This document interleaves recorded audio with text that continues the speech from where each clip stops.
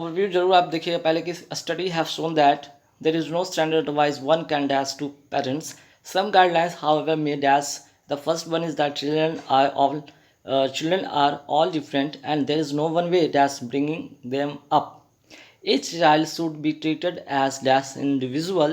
The second is that heredity is important both for intelligence and dash. तो कुल मिला के यहाँ पे एक आपको समझ में आ रहा है कि कहीं ना कहीं ये बच्चों पे रिलेटेड एक गाइडलाइन है या फिर एक व्यवहार के सेंस में उनके जो नेचर है उनके सेंस उसके सेंस में यहाँ पे बात किया जा रहा है, ठीक है। और पेरेंट्स को इसमें कुछ एडवाइस के बारे में बात किया जा रहा है। तो देखिए सबसे पहले स्टडीज़ हैव शोन, अध्ययन जो है बताता है कि एक अध्ययन में बताया जाता है कि there is no standard advice, कोई एक ऐसा स्टैंडर्ड एडवाइस नहीं जिससे कि कोई पेरेंट्स को दिया जा सके। One can dash to parents. अब देखिए फर्स्ट वाले में आपको यहाँ पे क्या करना है, यहाँ पे ब्लैंक नंबर 1 में 4 ऑप्शन है। One can dash to parents, giving parents no, given parents no, give parents no, give to parents. अब ऐसा क्यों, देखिए ध्यान रखिएगा। मॉडल ऑक्सिलरी, ठीक है, मॉडल ऑक्सिलरी की अगर हम बात करते हैं, ठीक है, मॉडल ऑक्सिलरी की बात करते हैं तो इसके साथ हम क्या यूज करते हैं, इसके साथ हम फर्स्ट फॉर्म, ठीक है, फर्स्ट फॉर्म वर्ब का यूज़ करते हैं। ध्यान रखिए वर्ब का फर्स्ट फॉर्म यूज़ करते हैं तो इन द सेंस आप इसे यहाँ पे फर्स्ट फॉर्म के रूप में आप गिव को यूज़ करेंगे, ठीक है, क्योंकि गिविंग होगा नहीं, गिवन होगा नहीं, पास्ट फॉर्मेशन में चला जाता है, गिव पास्ट फॉर्मेशन में चला जाता है। तो V2 V3 और बिफोर फॉर्मेशन में हमें तो V1 फॉर्मेशन चाहिए, ठीक है। V1 फॉर्मेशन सिर्फ और सिर्फ सेकंड नंबर ऑप्शन है, ये आपका V4 है होगा नहीं, ये V3 है होगा नहीं, V2 होगा नहीं, है ना। तो V1 फॉर्मेशन हमें चाहिए, क्यों, क्योंकि मॉडल ऑक्सिलरी यहाँ पे देख रहे कैन कुड इस तरह का रहे, वुड रहे तो उसके साथ हम क्या कहते हैं, मेन वर्ब जो होगा वहाँ पे फर्स्ट फॉर्म में होगा। इन द सेंस यहाँ पे आप गिव का यूज़ करेंगे, ठीक है। चलिए नेक्स्ट की सम गाइडलाइंस, कुछ ऐसे गाइडलाइंस हैं मे डैश व्हाट वाज प्रोवाइडेड। तो एक क्या है यहाँ पे पैसिव फॉर्मेशन की बात की गई। पैसिव यहाँ से सेंटेंस है, पैसिव फॉर्मेशन में यहाँ पे सेंटेंस बनेगा क्योंकि मे के साथ वॉज प्रोवाइडेड नहीं होगा, मे वॉज प्रोवाइडेड, मे इज़ नहीं, मे बीइंग नहीं, मे बी प्रोवाइडेड, ठीक है, मे बी प्रोवाइडेड। अब यहाँ पे देखिए फिर से एक मॉडल वर्ब का यहाँ पे यूज़ किया गया है, model verb plus B plus V3 formation यहाँ पे बनेगा, ठीक है। सम गाइडलाइंस हाउएवर मे हो गया यहाँ पे modal verb, may be provided, ठीक है। तो यहाँ पे सेकंड इसका करेक्ट आंसर होगा, ठीक है। तो पैसिव फॉर्मेशन का जरूर ध्यान रखेंगे, ठीक है। चलिए क्योंकि ऑलरेडी यहाँ पे जो वर्ब है ना मे से शुरू है और मे के लिए मे के साथ वॉज इज विंग जैसा कुछ होता नहीं है, ठीक है। चलिए यहाँ तो बात हो गया कि some studies have shown that there is no standard advice one can give to parents, some guidelines however may be provided. The first one is that, जो पहला है इसका जो गाइडलाइंस में पहले गाइडलाइंस की बात की कि the first one is that children are all different, सभी बच्चे अलग अलग होते हैं, and there is no one way dash bringing them up, उन्हें एक साथ लाना, क्योंकि सभी डिफरेंट होते हैं उनको एक साथ लाना ये इतना पॉसिबल है नहीं, है ना। तो यहाँ पे कहा जा रहा है कि there is no one way dash bringing them up. तो कहने का मतलब यहाँ पे वे के साथ क्या होगा, देखिए यहाँ पे वे के साथ दो फॉर्मेशन बनता है, एक तो way plus two plus V1 का फॉर्मेशन होगा, पहला याद रखिएगा। Second way plus of plus verb का फोर्थ फॉर्म। अब यहाँ पे देखिए कि क्या होगा, यहाँ पे वे के बाद देख सकते हैं ब्रिंगिंग है जो कि फोर्थ फॉर्म है, और बे है तो उसके लिए हम क्या यूज़ करेंगे, ऑफ, ठीक है। अगर यहाँ पे अगर ब्रिंगिंग की जगह पे V1 होता तो हमें यहाँ पे क्या करना होता, वे के साथ आप क्या यूज़ कर सकते हैं, यहाँ पे V1 का यूज़ कर सकते थे, है ना, वे टू V1 का यूज़ कर सकते थे, लेकिन V1 होता तो वे टू जो भी होता V1 होता, लेकिन यहाँ पे तो है नहीं ना, यहाँ पे तो V1 है नहीं, यहाँ पे V4 है, तो V4 के लिए हम क्या यूज़ करेंगे, ऑफ का यूज़ करेंगे, ठीक है। चलिए आगे बढ़ेंगे सवाल पे कि each child should be treated as, प्रत्येक बच्चे को ट्रीट करना चाहिए, सभी बच्चे को कैसे ट्रीट करना चाहिए, एज डैश इंडिविजुअल। अब यहाँ पे क्या होगा, इंडिविजुअल में आई से शुरू है और इंडिविजुअल बोलने से पता चलता है कि ई से शुरू हो रहा है। ई क्या है, एक वॉवल साउंड है ना, वॉवल साउंड है। तो वॉवल साउंड के लिए हम क्या यूज़ कर सकते हैं, करते हैं एंड का यूज़ करते हैं। तो each child should be treated as an individual, correct answer हो जाएगा एन, ठीक है। Each child should be treated as an individual. The second is that heredity is important, ठीक।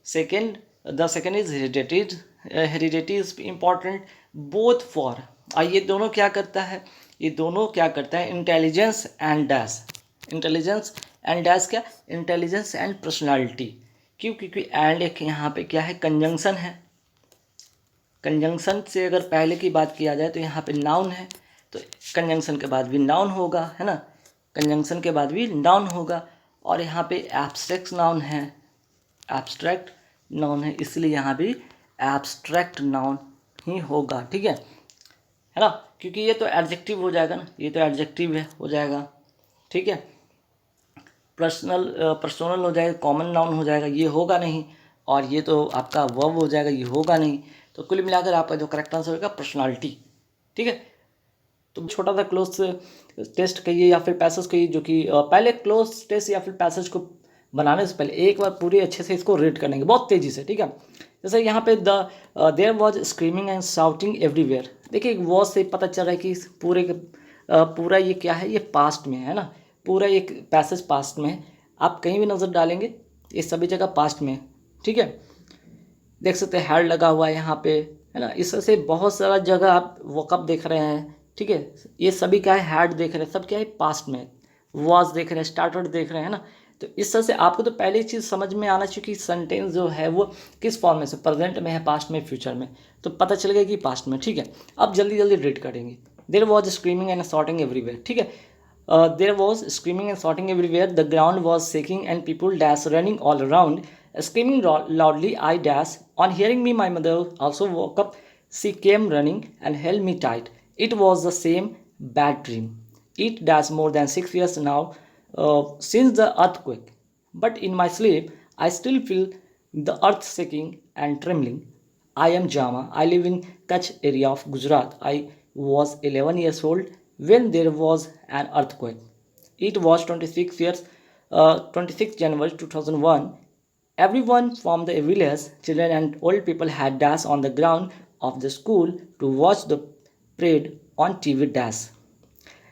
On TV, dash the ground was shaking. People were scared and started running.